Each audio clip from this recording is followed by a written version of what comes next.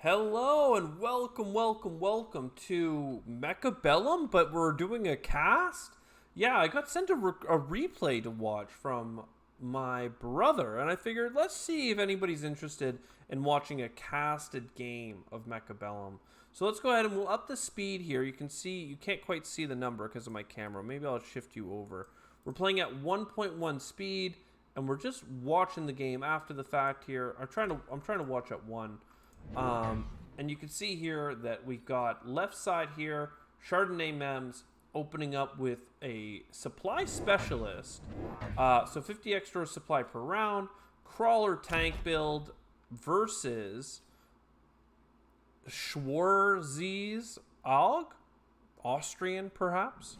And he's got speed specialist. So he's coming in with some fast speed Mustangs, a lot of marksmen. Those marksmen are going to do a great job against those tanks.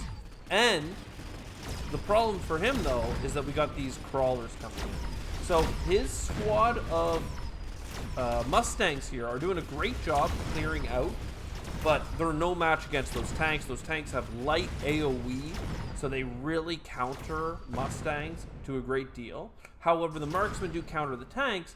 The problem is that if the marksman spends its whole time attacking a bunch of 1 health units, functionally, in the crawlers, then they're going to find themselves having a hard time. So let's see here. Next, they get Assault Fang, Intelligent Arclight, Deployment, or Hacker.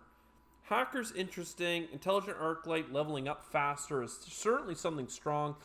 Interesting that Chardonnay was the one to pick Intelligent Arclight, seeing as it is an anti-horde unit generally. But, you know, I guess they do counter the Mustangs, so they do have the option of going in for Arclights. They unlock them, they put them on the flanks, probably anticipating some level of counter with a crawler or some light units, but Sledgehammers already do a decent enough job of clearing up ground units. Let's check, though. His Arclights do have anti-air tech on them, so if the enemy does end up pivoting, that is an opportunity to do AoE anti-air. Meanwhile, we had a skip on this side, and they seem to also be favoring tanks. So the idea here being that these tanks will survive Chardonnay Memes tanks, so tanks on tanks, with a bunch of crawlers coming in and getting AoE down, hopefully to cut through fast enough so that these marksmen get through. Now, we can see here the arc lights on the flanks were deployed slightly, ever so slightly too far forward. So the initial attack of the marksmen got put on them instead of on the crawlers running through. So if we get mechanical rage or something to improve that crawler speed, they'll get into the range of the marksman first and tank that shot. But with this current deployment, it wasn't super hot. Now on this side, it's tank on tank, but with that blown up base, there's no way for these tanks to recover. They're sitting ducks in the water to these marksmen. So not too bad. There was a skip on this side. They're leaning into that speed. That speed can make a really big difference on tanks, which are so slow. Tanks and Fangs have like a really, really slow movement speed. So getting +3 is like almost a 50% bonus. Amplifying core and barrier. So the interesting thing about barrier is it obviously needs to go on a very large unit, a ground unit. So Chardonnay Memes not speccing into a giant just yet, getting extended range on the tank, so much more standoff. Whereas amplifying core, that also goes well on a giant, but it could be put on any unit.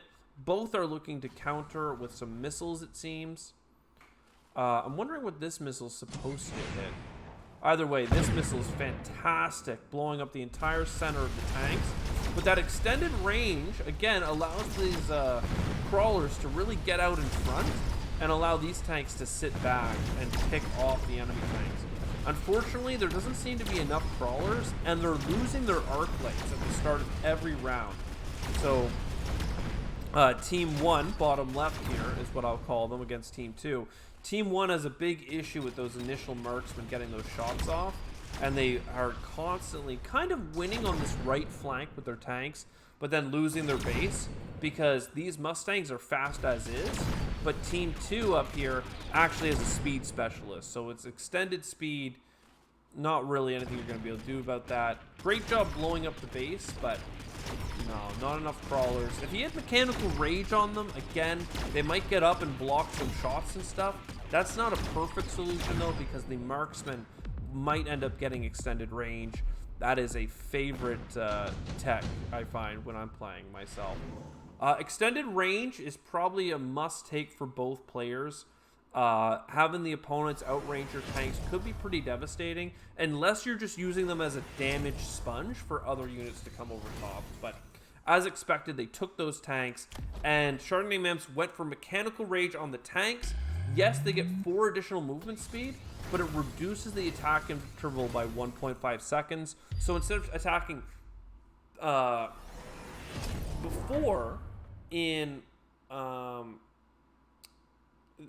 they would attack twice in 9 seconds. Now they're attacking 3 times in 9 seconds. He also got the technology to allow for direct orders.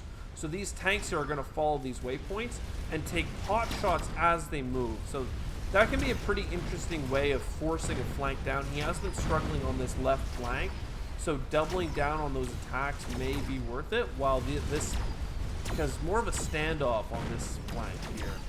We'll see if that ends up working. The opponent is the one with the speed boost, so they're more likely to close distance and actually get the base ahead of time. But bringing this directed movement into play is actually pretty interesting, because it keeps the enemy on their toes. They're not ever sure exactly where this tank squadron is going to go, which means that it's harder for them to like either spread out and have a penetrable defense, or try and counter it and then have it be changed what direction it's going in the next round. Strike Specialist could be interesting here to make kind of a more latch disc effort to get around, but instead they went for the Shield Specialist. 40% more shields. That's definitely meaningful, and they are going for it. However, Barrier is not the same as Shield Devices. Shield Devices are specifically $100 purchases like this one here. And Chardonnay Mems went for the Smoke Bomb. He is putting it down on this flank. Again, I think the hopes are that this main core of battle tanks will approach the left side. He put some mines down on this side and lowered this range. So again, really putting pressure on the left flank and forcing these units to come ever so slightly closer. And there's enough units here that was enough of a, bringing their marksmen forward to take a shot, put them in range of these level 3 sledgehammer tanks. And that is almost 2,000 damage with a shot.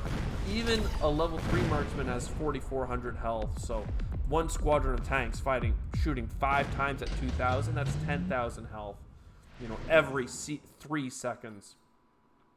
Chardonnay Mems has enough health to potentially take top supply specialist, but our boy Team 2 here, Schwartzies, does not. So they ended up leaning into the heavy armor.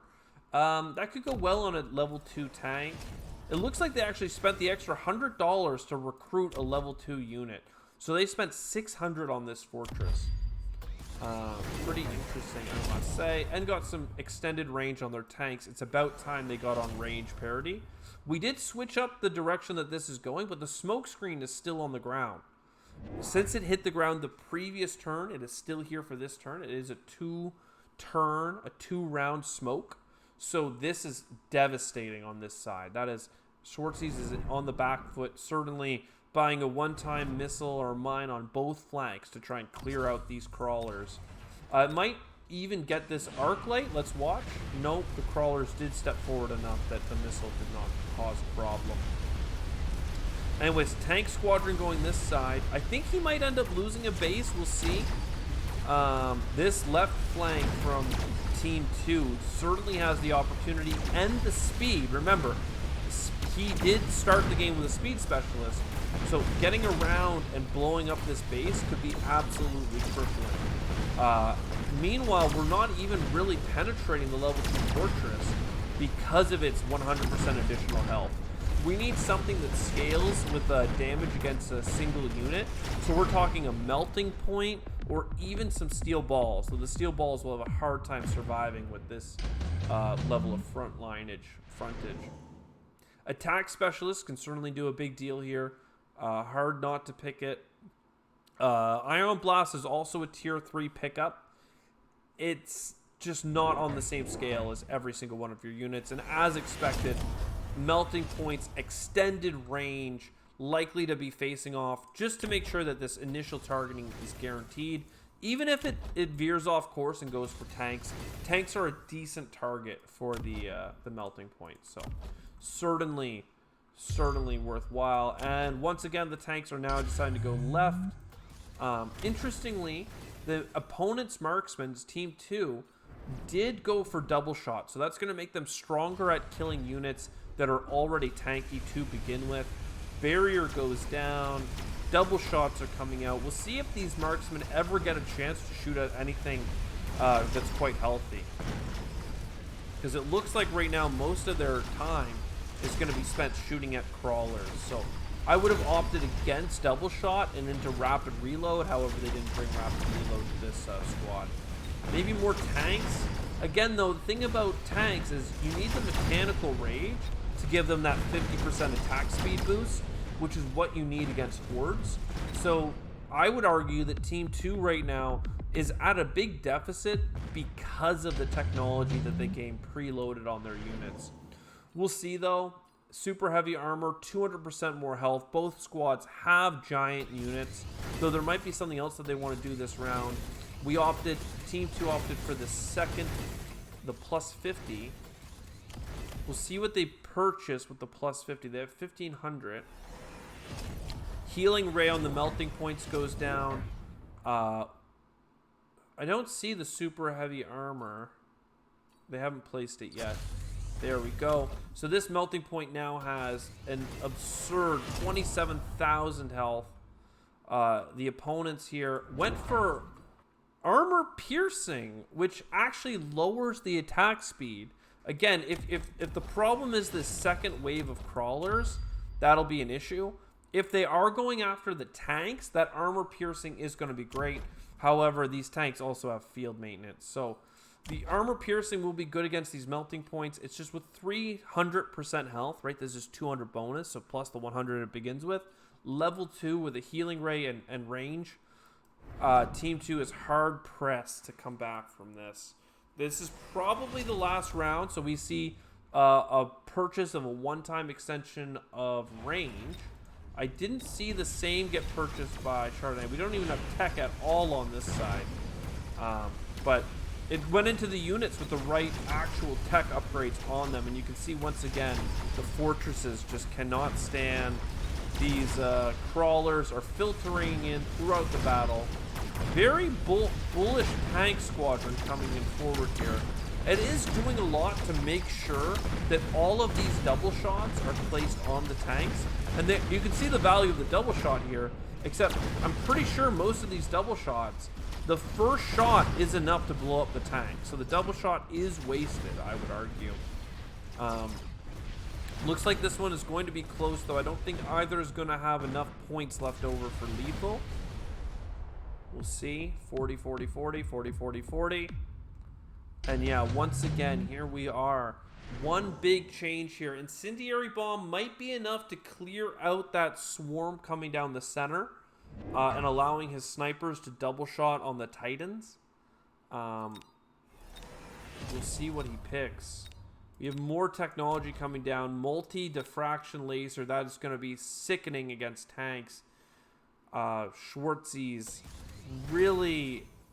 I'm not sure. He went for the Ion Blast. It is a higher level tier, and if he starts it here at the rear and is able to guess which direction these tanks go into, that might be powerful.